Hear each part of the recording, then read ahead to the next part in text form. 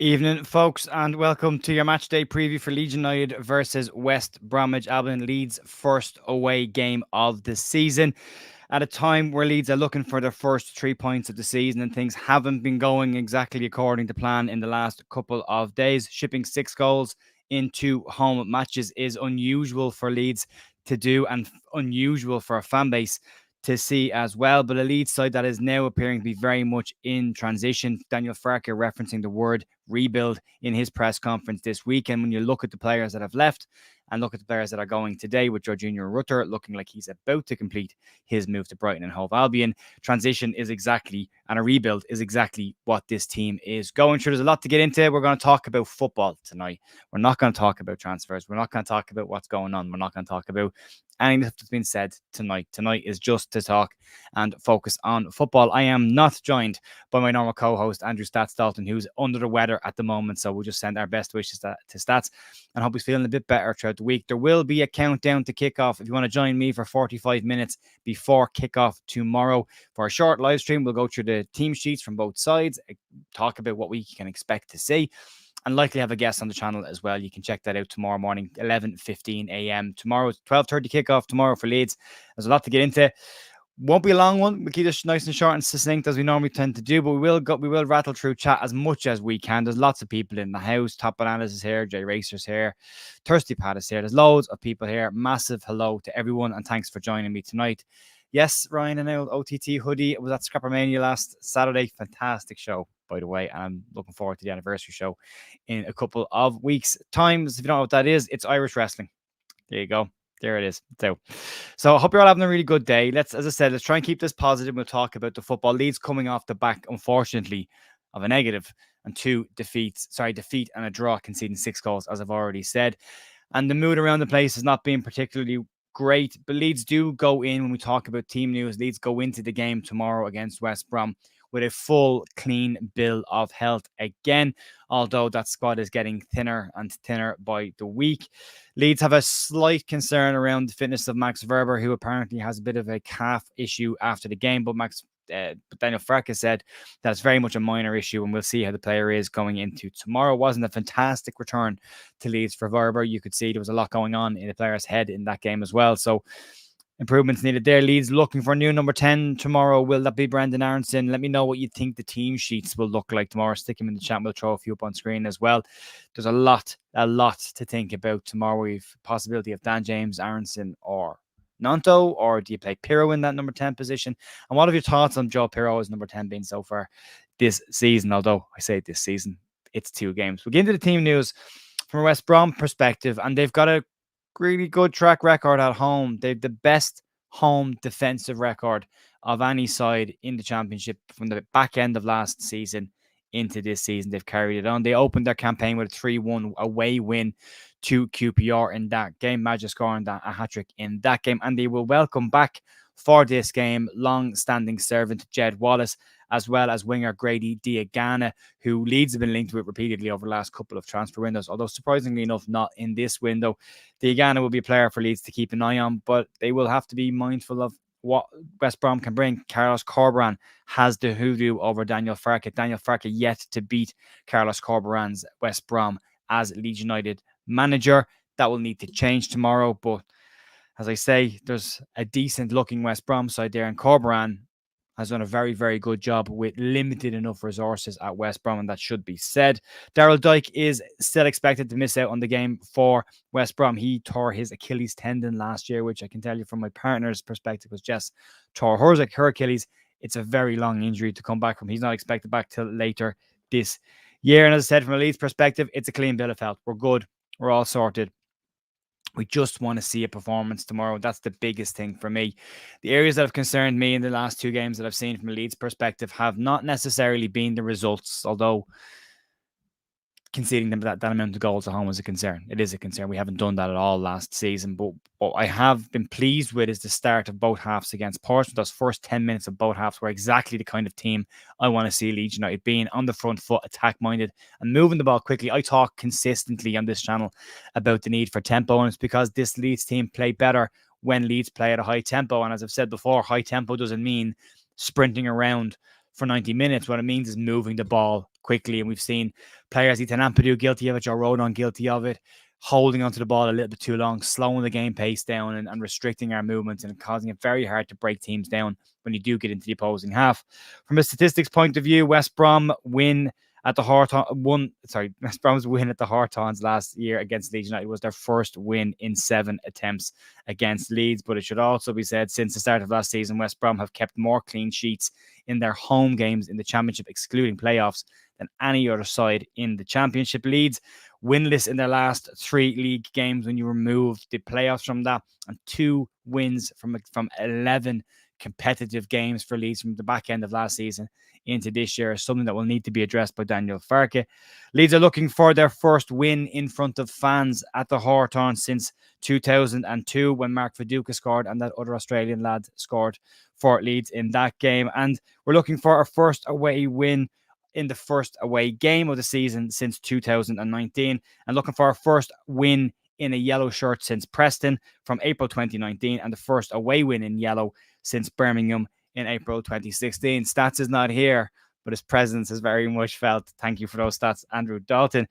As I said, Daniel Farke yet to beat Carlos Corberán as a manager, and Carlos Corberán's system and the tactics he will play will likely see Leeds have to deal with some of the situations they had to face against Middlesbrough in fast counter-attacks. Leeds will need to be compact at times when they haven't got the ball. They'll need to be organised, and they'll need to be transitioning into defensive areas very quickly from attacks, because the players that West Brom have and the style that Corberán plays can easily cut Leeds open. We'll get into the chat now. We'll see who's floating around. Who we got? I think the team picks itself. Possibly. But there's question marks around your number 10. Evening. DJ back into the team. Yeah, I'd expect to see him come back into the team. Pirro had a good few spells in the last game. He was okay, actually, against Portsmouth. The assist he got for Aronson, I thought he was very good in those areas. He's just not active enough, often enough. He always seems to be close to the play, but not close enough to be impacting it, if that makes sense. Not close enough to a defender or a midfielder to be taking them out of the game, and not close enough to be intercepting the ball or winning the ball. So always seems to just be on the periphery for me as well. Tom says we'll go with Pirro as a 10 as well. Thomas, will Pirro, our midfield, will get overrun. He doesn't give you that cover that we got from Georgie dropping back in as well. Melia, Firpo, Stroke, Rodon, Bogle, Ampadu, Groove, Nonto, Aronson, James, and Joseph. Mateo Joseph to come back in for that game as well. I don't think there's any point to us winning. I think we just need to win games, though, Ryan. I really think we do. Nando saves us tomorrow. 2 from him. Aronson with 1-3-1 Leeds. Thank you for that, Leon. Appreciate that. Always a tough place to go to the Hawthorns. It is, and especially with Leeds history there as well. Is there an argument for playing Ampadu and Stroke at the back with Groove and Rotwell in midfield? I think there is.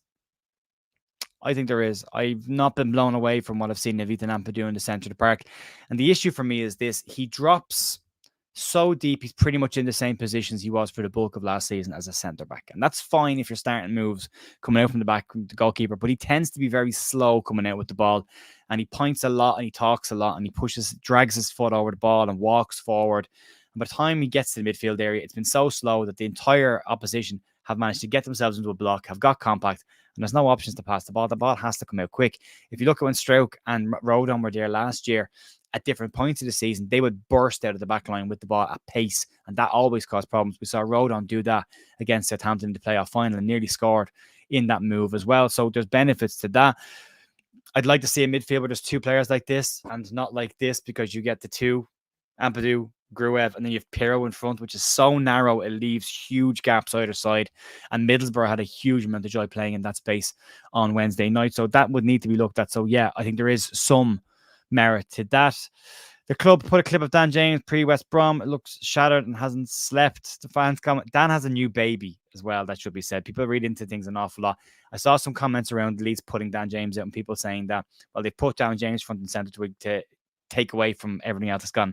Leeds have a media day every single week, and these are recorded every single week, and they go out on social media every single week. I think people are reading far too much into it. He does look tired. He does, but he has a new baby. Look at Rafinha, another guy with a new baby. Looks like he hasn't slept in about 2 years. So there's context to these things.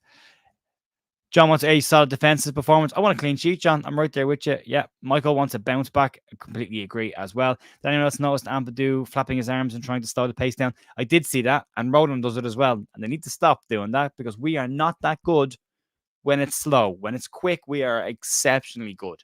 And it's that big of a difference between the two. Lord Shigorat says calmness update, not as calm as I could be. yeah. And maybe Aronson in the 10 as well. Lots of people with stuff here. Just a football show in the house. Big up, Joe. Hope we're doing well, pal. There's a lot to get into. We've got the most important thing for me tomorrow is a clean sheet. Keep a clean sheet. We got a chance of winning the game. That goes for every single game. That's the most important part. We've got to start quick.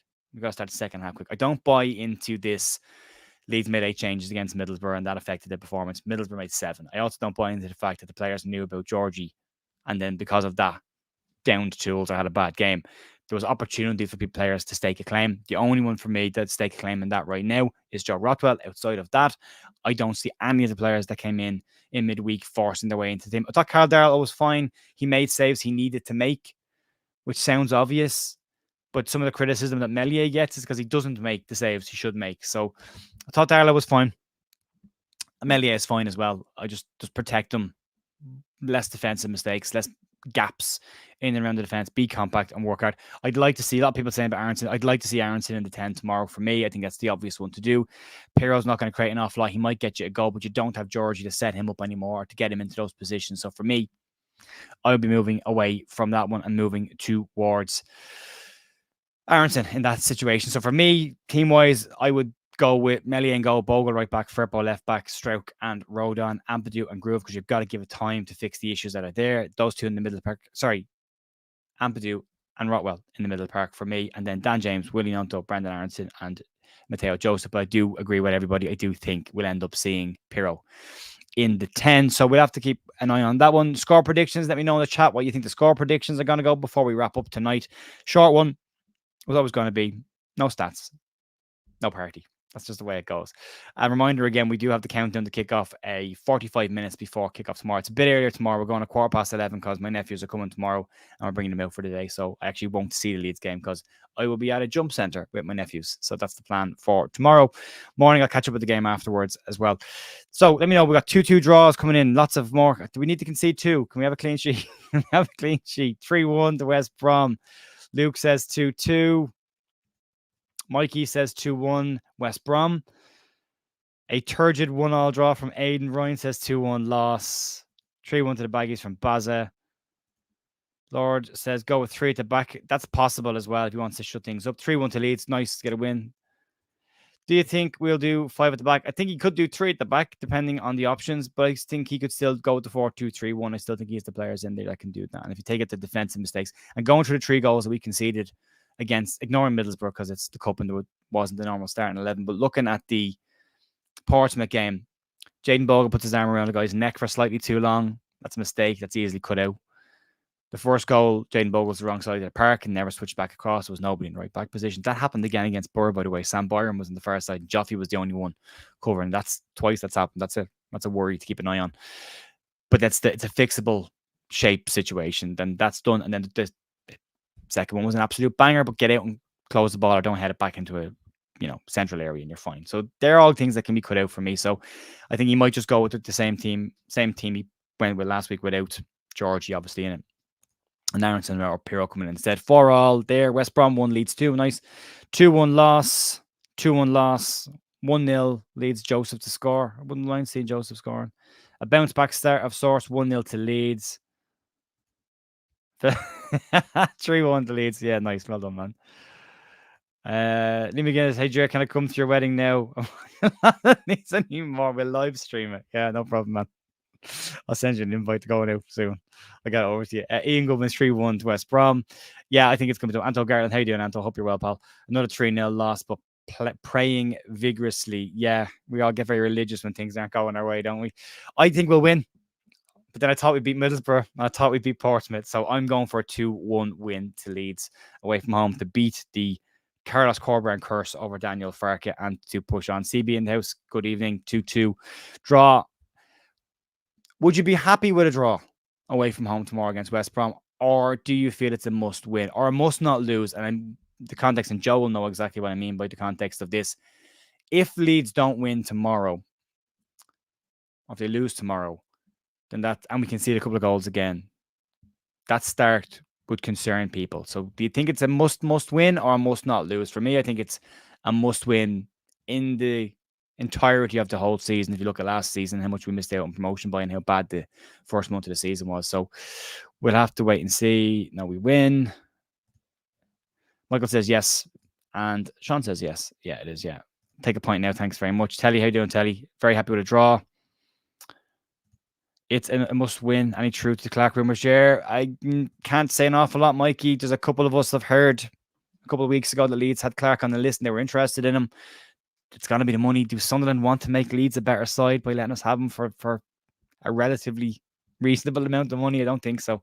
I think it'll probably be an expensive one if they can get it done. I did hear Leeds were interested, and I did hear the player was interested himself, but that could all be speculation and talk until we see something. We know how the 49ers deal with stuff. Steve reckons we'll get a draw. Ashley, we've got till after international break for me. Yeah, there with you. Must win. Joseph, DJ Aronson, pace could cause problems. It could. We've got to play at pace, though. We've got to pay the ball out of the back quickly to get them into space. Lee says must win for him. Andy, the players owe us a win. They do. They very much do. I'd be happy with a clean sheet. So would I. All I want to see tomorrow, the players showing that they are together. Wednesday was flat. It was. Joe, if we lose, then Wednesday, Hull, and then, yeah, it's getting there, isn't it? It's getting concerning. And then you're writing off the entire month and hoping you can make up the gap, which is getting tougher. It's getting tougher to see. Dusty, hey mate, glad to be at home to watch a live for a change. Usually at work, I think 3-1 Leeds. Aronson brace in that. CBs, I'd love a win, but can't see it, unfortunately. I think we're all just in that real disappointed space. We all expected Leeds to have a really strong season. We saw pre-season, and we all said the same thing. Don't get carried away with pre-season. And then me included, we kind of all got carried away with pre-season. And then the season starts. The thing for me is we saw really good press from Leeds in pre-season, which I loved. I think I said it on Joe's show. It was the first time I'd actually seen Leeds do a press after all the talk last year about Leeds pressing. And then it's gone away since the season started. And then we saw this really fast tempo of football. I was like, yes, I like this. And then that went away after 10 minutes. And you're like, they're the stuff we wanted to see change from last season. They're the things you wanted to see happening on a regular basis in the team. Fast tempo football, move the ball quickly, create chances, you know. And then you're missing your favorites. They're gone. Cree's gone. Georgie's gone. So you're in that. Everyone just get dragged down into that. You know, it's a bit sad right now. It's a bit muggy and it's a bit crap. 3 points tomorrow can change all of that. A couple of signings early next week changes all of that. All of a sudden, it starts to look a little bit more positive. You know, we didn't win in our first 4 games last season. 1 win in the first 3 this year would start to change that flow from last year and give us a slightly better foundation to build results on for the rest of the season. But we'll have to see how it goes. As I said, back tomorrow morning at 11:15 for the countdown to kick off. There will be a redirect then that will go over to Joe's channel for Joe's watch-alongs, so that if you're wanting some company on your daily watch-alongs, Joe will be there to keep you company. So we'll back them off against each other as well, so you can check them out. And that's going to be it for me, folks. A massive thanks, as always, for supporting the channel. The daily news is available, and last night's podcast with Lockie and Joe Blackburn is also available, a calming conversation around what's going on with Leeds right now. You can check all that out on the channel if you want to. That's going to be it for me, folks. Massive thank you, as always, for supporting the channel and watching the lives, because it's nice to have someone to talk to. I'll be back on tomorrow morning for the countdown to kick off. I'm back on Monday morning for the Leeds news. Have a great rest of your day and your weekend. Fingers crossed for 3 points tomorrow. Talk to you then. See ya.